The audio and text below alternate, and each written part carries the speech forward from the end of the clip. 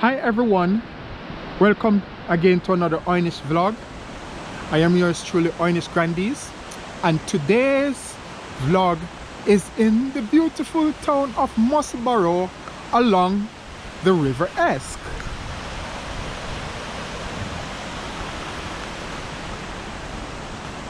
In this vlog, I'll be doing a 4-part series because I'm currently doing a pre-spring foraging vlog. That is a pre-spring foraging vlog. The idea is to see what especially vegetables at this time look like before they come into season, especially the spring vegetables. So in Musselburgh, I'll be looking at some of the foraging potentials in this area. I've been here before, so I'll be going to some special areas that are known for particular vegetables. There are 4 of them that I'll be focusing on. Firstly, it's wild garlic or ramson.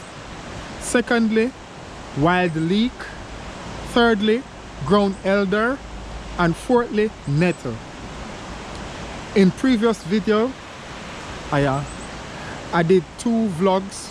Firstly, in Edinburgh at the Little France Park, where I did a pre-leek, but I haven't done the one here before, the pre-wild leek, that is. In Newington, on the Newington Castle Estate, I did ground elder and wild garlic. Couldn't find any wild leek, but I hadn't done nettle yet.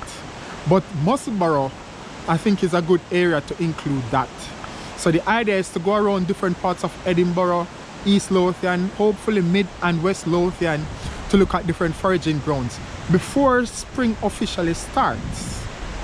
Now, because I'll be doing a 4-part series on these 4 various vegetables I mentioned earlier on, I use the time also to translate some of these English words into Oy'Nissh, because as you know, I'm constructing a language and it's in its early stage.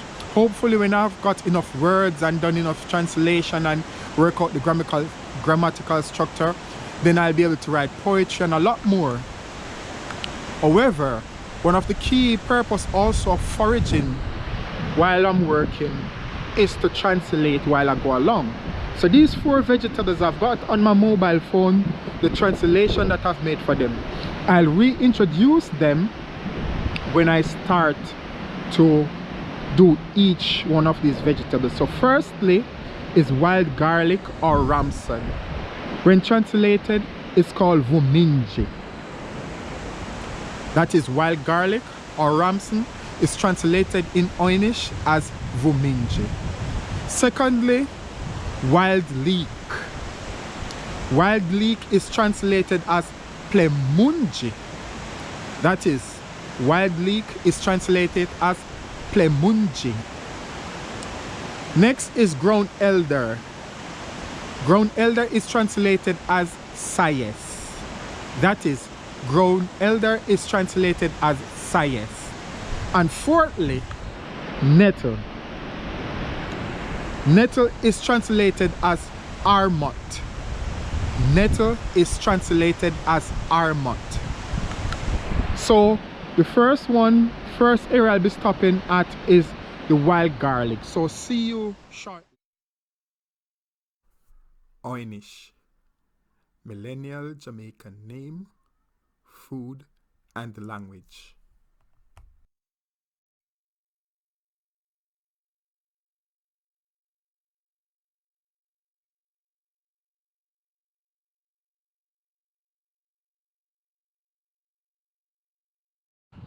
So welcome to the second series in the pre-spring foraging vlog here along the River Esk path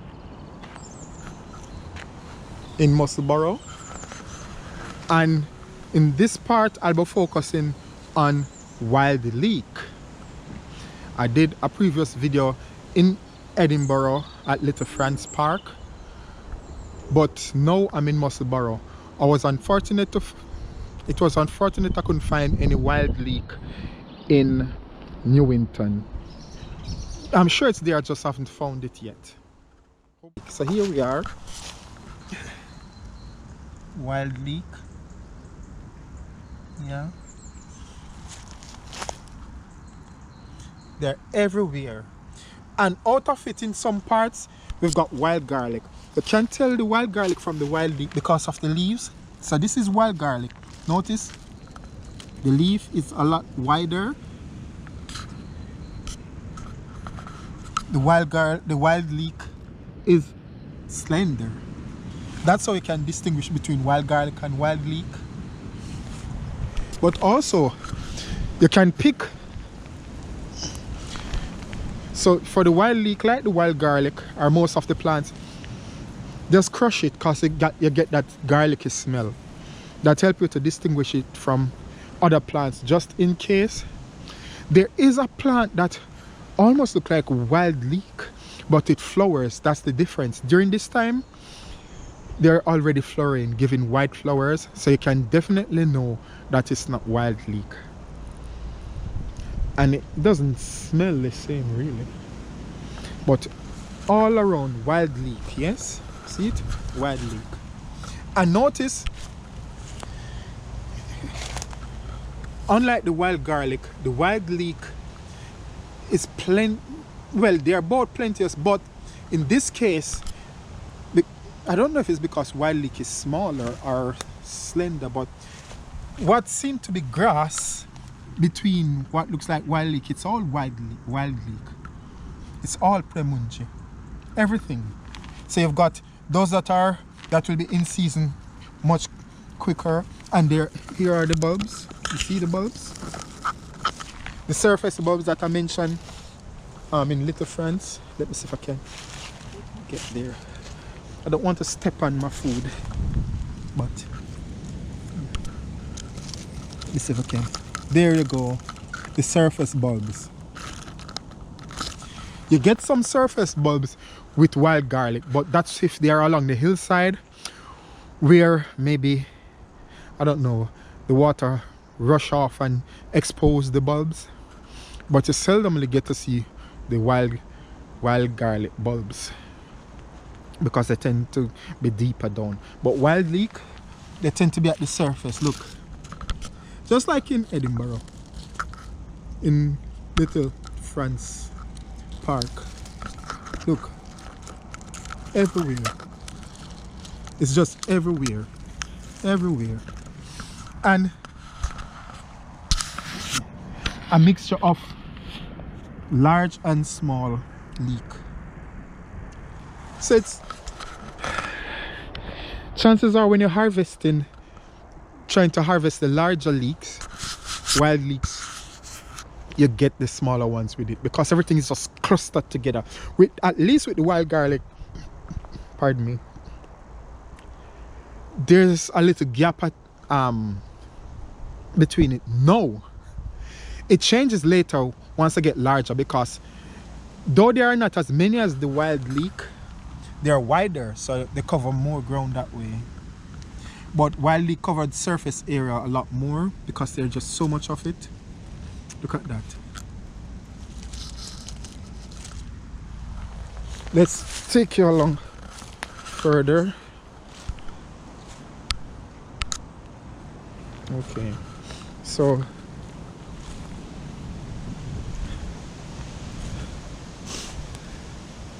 even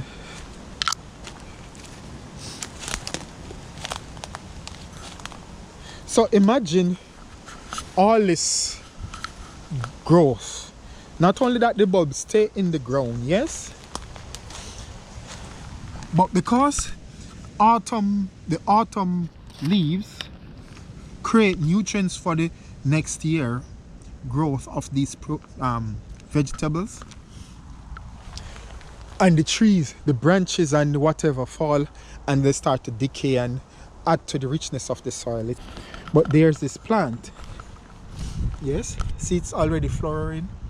You don't get that with wild garlic and wild leek. They don't flower, not yet, and they grow a lot larger, about this size. about this height. Yeah. So already you know that cannot be wild garlic or wild leek because it's not the time for them to flower. That start to happen in April, possibly from mid-April going into May. Yeah. So so if you find flowering plants at this stage, you know it won't be wild garlic and wild leek. So that's a good sign that they are not forageable. Well, for consumption, that is. So I'll take you to the other hillside. Well, all along the left and right hand side are wild garlic along this path, so it doesn't really matter. Plemunji is everywhere. Here we are again, hillside. All the hillside is covered with it. It's just everywhere. And wild garlic in some places. Yeah? So, but it's mainly wild leek. Loads of it. It's everywhere. Wild leek.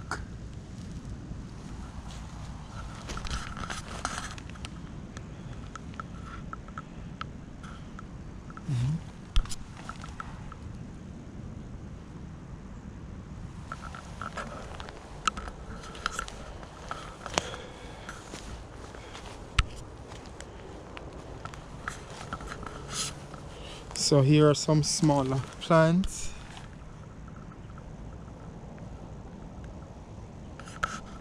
With the surface bulbs. And then some larger ones. There we go.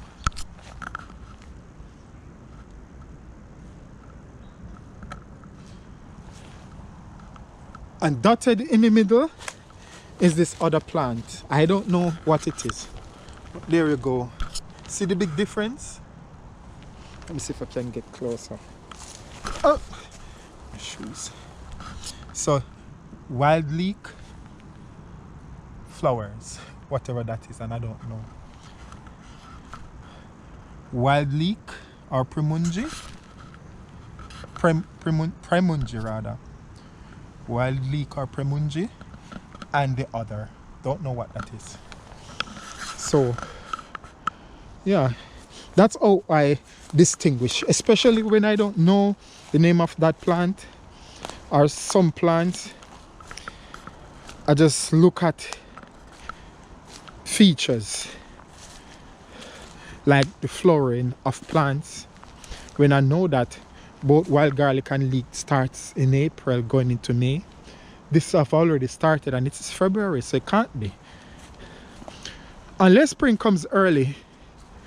You know, you never know how the climate system is going these days.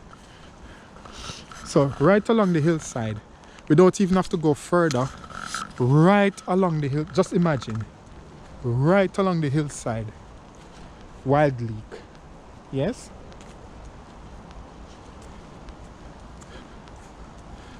And not only the hillside, just right here on the flat, wild leek. It's just there. All there. Look. But for, I don't know, I just tend to forage further in. So if I'm going to forage for it when it's a lot larger and ready, I would move into this region and go along the hillside like this. And cut, and just cut, cut. So it means that it's away from most of the dogs, you know. I'm not saying that dogs doesn't come this way, but I'm just saying the further away in you go, you're less likely to find the dogs because they tend to wander off sometimes, but they are closer to the main path than they are further in. So I'll encourage you to do so. Not that you cannot harvest here. You can harvest along here, Yes, you can harvest along this region, yes. But you just have to wash your stuff thoroughly. Here's a dog too, see? That's what I was saying. They can wander off the path. So you know already that you have to just wash your stuff thoroughly. So it's just nature, you know. You just wash stuff off and you're good to go. You're not going to die. If COVID haven't killed you, I don't see why forage stuff is going to, if you choose the right things. And along that hillside, let me see if I can.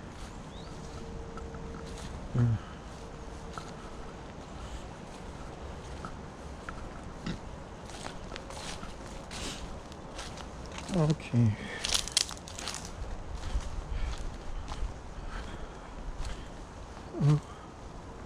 There's a nice wee patch. So right going up that slope, you've got wild leek, but it might be a bit more treacherous because of this water and stuff. But it means that the leek here get sufficient moisture and and nutrients, so they'll have their moment in foraging history, foraging glory, when I come around next time to consume, to harvest for consumption. Here we go, all along the hillside. It's amazing, isn't it? It's all there. So what's the implication for students trying to save the penny? So if you're at Queen Margaret University, which is just up the road, all you have to do is just wait until about March going to April, May, and you come and forage for things that are garlicky, that is. So instead of buying garlic, you can get organic stuff. So you got the wild leek, which you can use to make soup on its own. So it's got the garlicky taste, but also it's got that nice leeky taste. So the plemunji does works well, and it's free. You just need other ingredients to make your soup. You can use it to make bread, plemunji bread or wild leek bread. You can use it to make pesto, different stuff, and you save the penny. But remember, if you're thinking about foraging, you have to consider others. So you don't want to clean out one area in one go. You pick a little from each area, so it looks as if nothing have gone amiss. Yes, so just take into consideration that you might have other students, but also some of the residents in Musselburgh that also forage for stuff. In that way, everybody gets something, you know. Take a little here and leave the rest, and then you come back another week or two, you take a little more, just enough for cooking, you know. And in that way, everybody can, you know, benefit from it. In terms of the wild leek, you leave the bulbs in the ground. Where are the bulbs again? Let me show you before I close this vlog. Just a quick reminder, if I can find a good open surface with bulbs. So these you want to leave in the ground. You just let them stay there for next year. I have to choose. Yeah, here we go. So bulbs, yeah, leave the bulbs.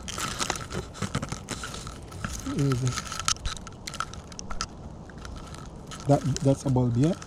Leave the plemunji bulbs or wild leek bulbs in the ground. Just cut the leaves off and leave the bulbs. So that means there's harvest for next year again.